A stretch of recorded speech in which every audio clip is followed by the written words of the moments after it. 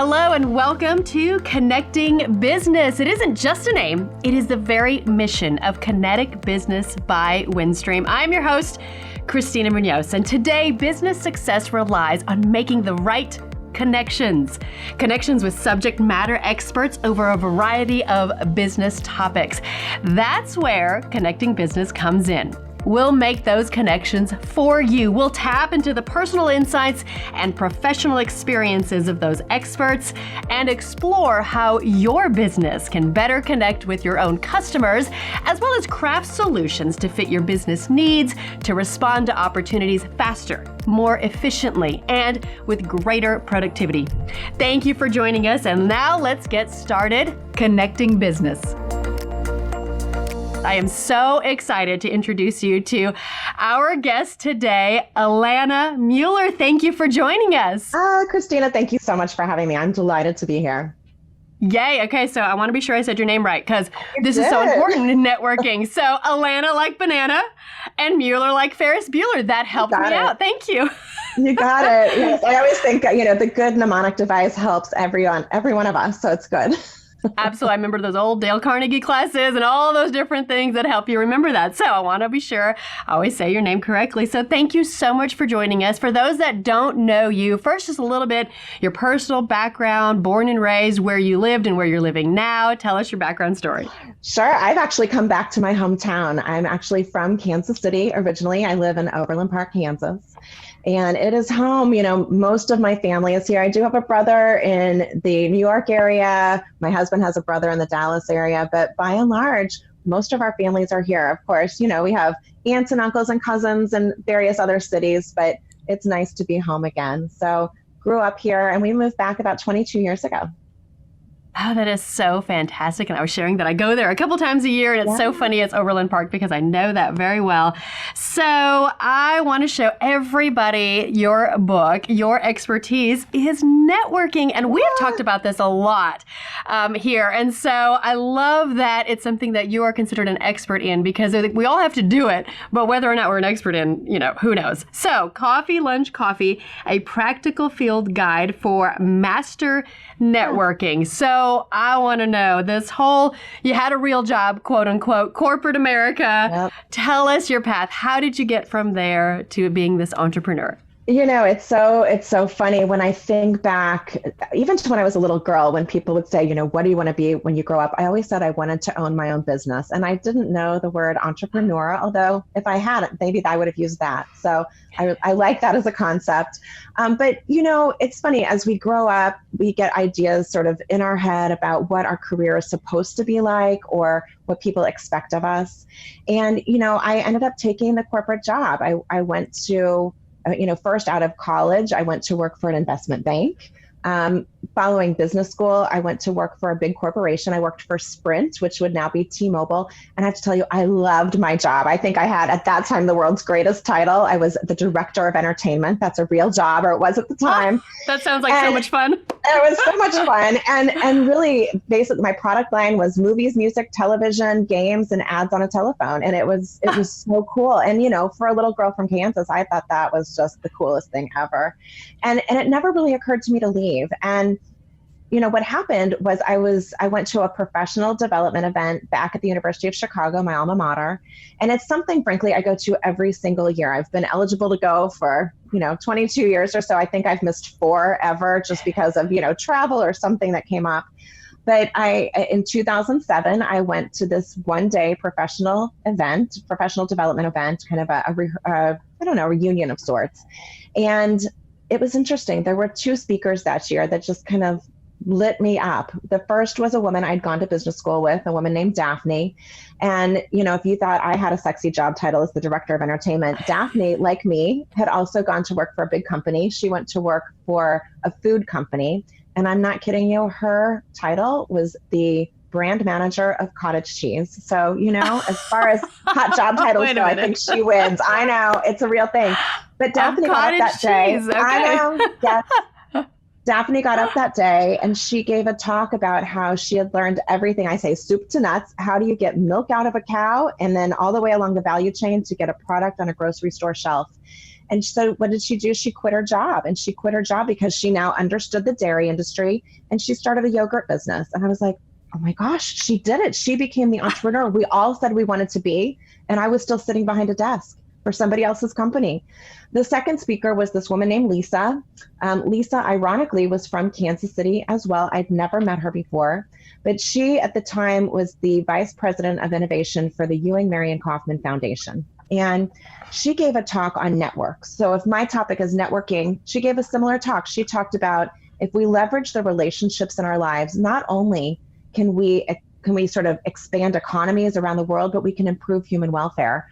And I thought, this is really important. And I'm pimping music on a phone, and yet there's got to be an opportunity where I can do something that improves human welfare, that expands economies around the world. So I got back on a plane that night from Chicago, flew home to Kansas City. I woke up my poor, at that time, sleeping husband, and I said, hey, and he's like, oh, hi, you're home. How was the conference? And I said, it was great. And I said, but I need to talk to you. And he said, what's up? And I said, I've decided to quit my job. And so famously, the bedside lamp turned on. He sat up and he said, what happened to you in Chicago aside from the brainwashing? And I said, I've always wanted to own my own business. I think it's time. And we talked for a long time. Let me just tell you that. But he finally agreed that, okay, you should quit your job and go pursue something entrepreneurial. But, I couldn't just waltz into Sprint the next day and say, I quit. Right. I didn't have a plan. I had no money, no savings. I didn't have an idea. I had 40 people at that time reporting to me. It didn't seem fair to just say, walk out and wish them all well. And so I didn't really know what to do.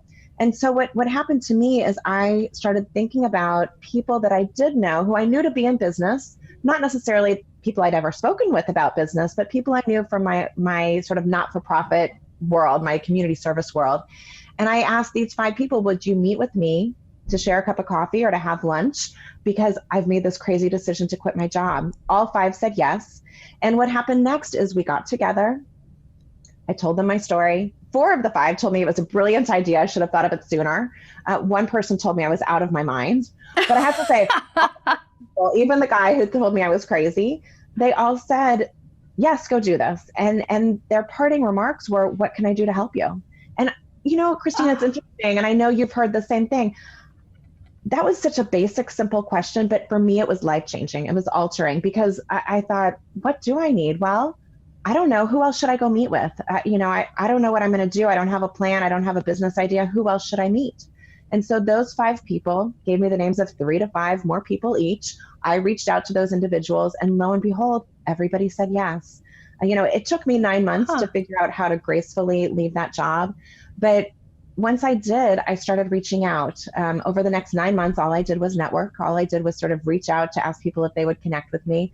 I reached out during those next 9 months to 205 people. And 200 of them said yes. 200 people agreed to meet with me. And wow. I didn't think I had anything to give to them. What I wanted to know was about their career journey. But what I came to understand and appreciate is that actually we all have something to give. There's always something mutually beneficial, something where it can be a bi-directional relationship, hopefully long-term in nature, that first interaction is not the last interaction. And what was so heartening was that it was those 200 people that led me to every new opportunity. And by opportunity, I mean career opportunity, community opportunity, and social opportunity. Wow, that is so fantastic. And I can relate because I left my corporate job, but people think it happened overnight. And they're like, oh, you just up and quit one day. And I mean, for 2 years, I was talking to people and gleaning information from people and learning and asking questions and health insurance and all the things that you have to figure out. It took me about 2 years to actually do that. So I love that. So along the way, this book, Coffee, Lunch, Coffee, that sounds like a whole bunch of coffee. So tell us what this is, what that means, and how it became to be a thing. Okay. Well, between you and me, I do have a secret to share with you. And that secret is I don't drink coffee. I don't drink coffee. You know what? Don't worry. I like a chai latte, but I don't even drink coffee. What I tell people is I am very well caffeinated, as I'm sure you can tell, but it's not because of coffee. I drink a lot of tea. And especially during these days of isolation, I'm down there, on the Keurig making I live at the coffee shop. That's exactly right. That's exactly right. You know what lunch coffee was for me is this. I thought that if I structured my days around the days of the kinds of people that I wanted to connect with, that eventually they would say yes to me. And so I thought that if I carved out in my day a morning meeting time slot, a midday meeting time slot, and an afternoon meeting time slot, or lunch, coffee, that I could eventually get to them. And the answer was yes. I mean, what I want to make sure people understand is this is not something to get stressed out about. People don't have to be doing lunch, coffee. What they should do, though, is they should carve out regular, dedicated time to intentionally connect with people, that this should be something that they welcome into their lives, that they embrace, that they make a regular part of their routine on an everyday basis if possible. But frankly, if people have a goal for themselves, even to connect with one person a week, and it doesn't have to be a new person, it could be somebody already in their relationship base, but they're reconnecting. So if we spend, again, that regular dedicated time connecting with other people, our networks naturally expand. We're nurturing our relationships. And that's the beautiful part about this. And by the way, we all need this. We are human beings. I don't care if somebody perceives themselves as an introvert or an extrovert. We all have a need in our lives to connect with other human beings. It's just part of our DNA. Okay, I love that so much. And I think clearly I'm going to guess we are extroverts. Yes, I know it's a shock. Shocker, right?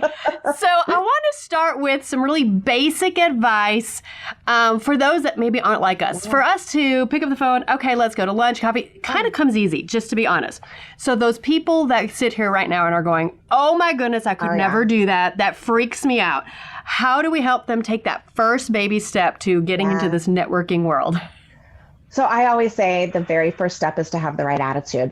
To decide you're a great networker and you suddenly are introvert, extrovert, it does not matter. Okay. But to decide you're a great networker. And by attitude, I mean, I can do this. I am a master networker. My title is master networker, which I know sounds just like the ultra coolest job title.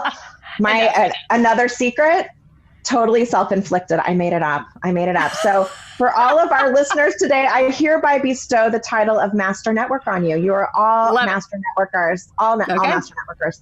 The other thing I encourage people to do is to think about what are the personality characteristics of the kinds of people that you like to hang out with. And it turns out that when I ask that question, I hear the same things. I like happy people, optimistic people, smart, fun, funny, intelligent, outgoing, kind. People like me, people different from me. And so if you think about the kinds of characteristics of the people you like to hang out with, what I encourage people to do is to be that person. You be the kind of person that you would like to hang out with. And it doesn't mean faking it till you make it. What it means is just being the very best version of yourself. So again, it's all about attitude and thinking about that. I also think, and you are an expert at this already, I can tell you, I think that we all have a tool in our toolkit that is the number one best way to engage and entice people to want to network with you. It's like a welcome mat, and that is to flash your smile, right? So when you have a gorgeous smile, it's welcoming, it's inviting, I want to know you. When people smile, and I know it feels ridiculous and it sounds ridiculous, but we all have this incredible welcome mat that says, hello, welcome in.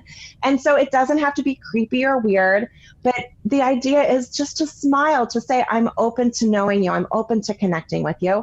And what that does is it totally puts people's defenses down, and suddenly you have a connection to make. Oh, I love it so much. And I really appreciate your compliment, because back when I was in news and we would get these hate-filled mail, someone told me I have an awful big fake smile. And I want to be like, you cannot like my smile, but how is it fake? It's my smile. So I appreciate that. But also, I'm going to guess the pessimistic, negative, frowning people out there probably don't get a lot of reach outs for this networking because it doesn't draw people in. No, so it's good advice. Well, and especially during this time, there are a lot of people hurting, and that hurt is real. I mean, we all know people who are going through such a hard time. So whether it's health related, perhaps it's a socially related issue, maybe it's politically related, during this strange time. There's a lot of hurt out there, and we're facing economic challenges, job challenges. And so especially right now for people who are in career transition, there's some grieving going on. And my recommendation is do that grieving, get your grieving out, because we all need to grieve from time to time. But once you're done, take any residual resentment, any anger, any pessimism, and you get a great big suitcase and you put all of that in that suitcase. You close the lid, you zip it shut, you tuck it under your bed, and you never bring it out again. Because what people don't want to hear are about other people's problems. They just don't. And so if we can be optimistic, if we can be positive, if we can have a vision of what the future looks like or what we want our future to look like, people will be more engaged. They'll be more apt to invite you in to their business, to their lives, to the opportunities that they have available for you. Oh, such good advice. And so you've already talked about kind of how we can break into the networking world. Let's talk about professional relationships and maintaining those. You don't just want to meet somebody and then just do nothing. So what do you do to maintain those professional networks? Yeah, I get a lot of questions about, how do I keep up with people? Or, during this time, there's so much isolation. And the question about how do you keep up with everybody is sometimes you can't. And the thing is, even during these times that we're staying at home a whole lot more than we ever were, we're busy. And what I'm finding is sometimes I find myself busier than ever because there's no drive time. We just go from Zoom meeting to Zoom meeting. So we basically leave Yes. one meeting room and enter the next meeting room. We don't have that processing time. Things have changed quite a bit. So, it's an important time to continue to build our relationships, even during this strange set of circumstances in which we find ourselves. And so, what I encourage people to do is to continue to connect, to make sure that we're maintaining those relationships, and be open to connecting even in this new environment. And that's such a great point. For a long time, coffee shops were closed and restaurants were closed. And it just completely changed everything we do. And the Zooms are a great way to do it. I don't know that it always is the same, but now there's this fear about going out there. So what do you suggest we do in this COVID crisis world with regard to networking?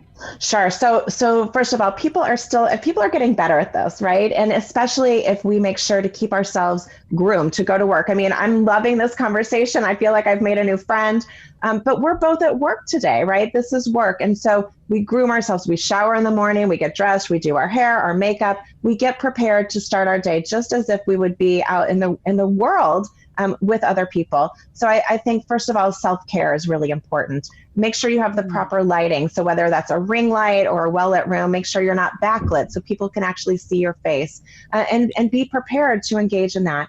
I also think master networkers out there, you reach out and you make sure people know that you want to connect. And so I think often, back to your earlier question, often the most difficult part of connecting with people is doing that initial outreach. It feels scary. It feels, we make ourselves a little bit vulnerable.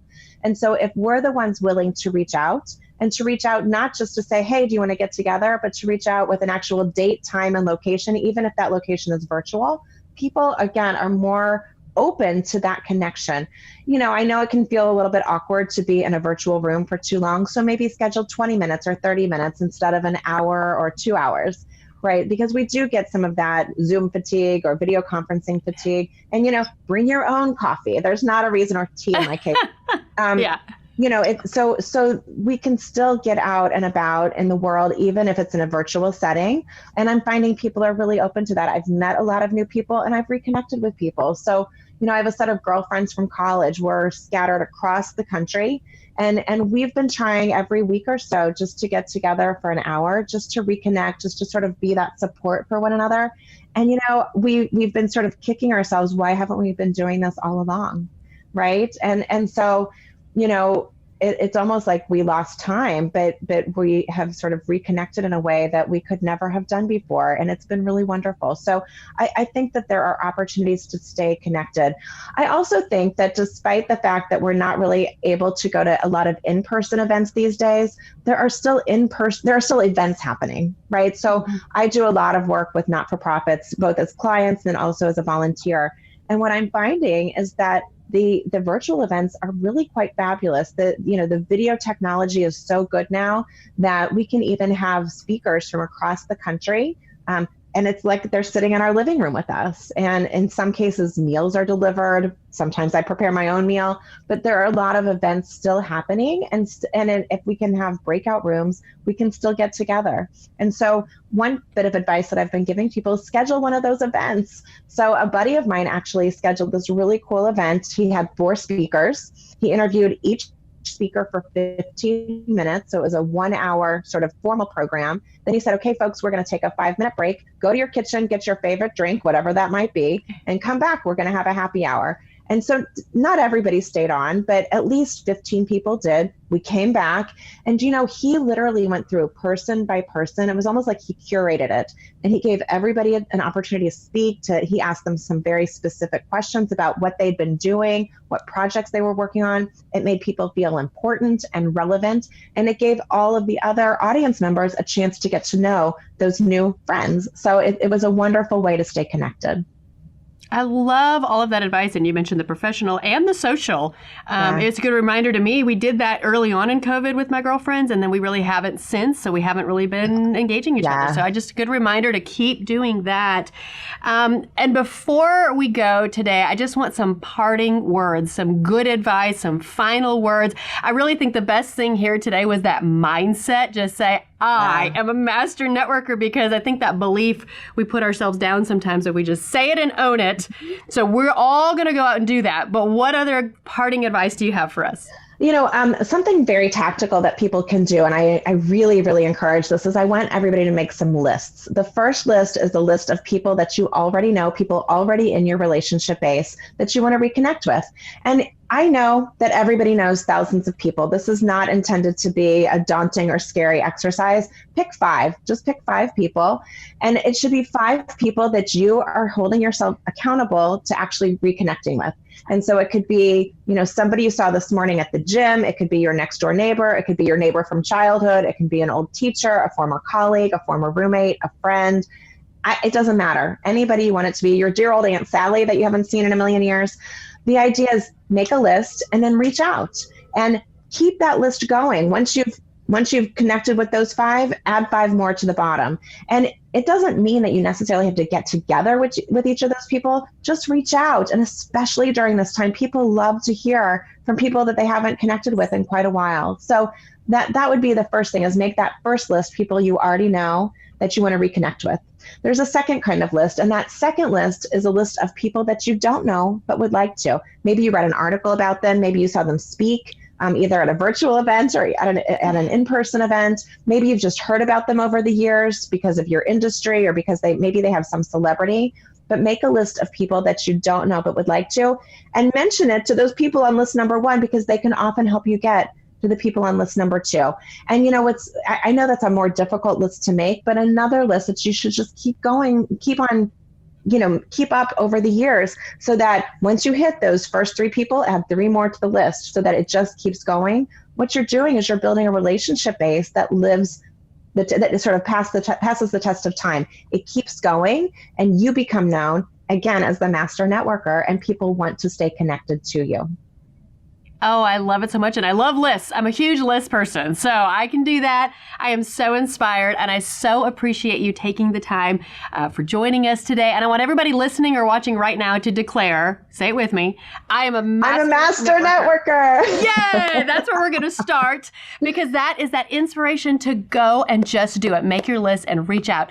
Alana, thank you so much for joining us today. I so appreciate your time. Thank you. Likewise. And thank you for making the connection with us. Connecting business is exactly what Kinetic Business by Windstream does every day. Until next time, stay connected.